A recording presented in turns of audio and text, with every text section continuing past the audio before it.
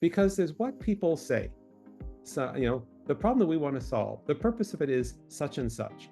And, when we organize a retreat, that's what we assume.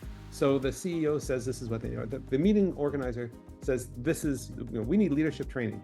Everybody does know how to lead. They sort of, got promoted into that leadership role, but we need common styles and vocabulary. Okay, that's fine. Okay, that's fine. We take that as a given. But then once we actually interview every single person who's going to be at that retreat, then we learn something else. We learn, maybe this, something different or slightly changed, might be what the organization actually needs. And I think that's an important part of the conversation, a part of the planning, because it may very well be that what the senior leadership thinks will solve the problem might just perhaps address the symptom. And they may not be aware of a particular angle, which as outsiders we might be able to pull out. And so having that conversation to say, okay, is what's needed and what is asked for, are they the same thing?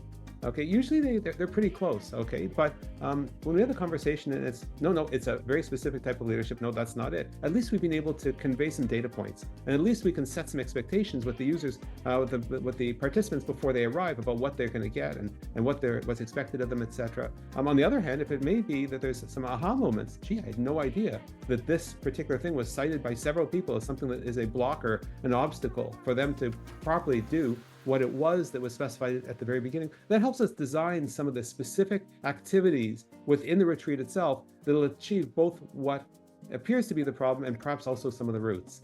Right? It's a fascinating conversation. People say the darndest things, and we don't take everything for granted.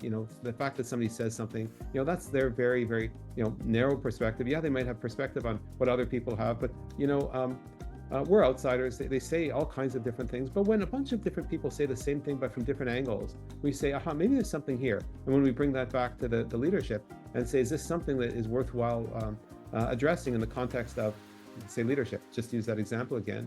The answer is, something, it would. Or, please stay away from that because that won't be helpful.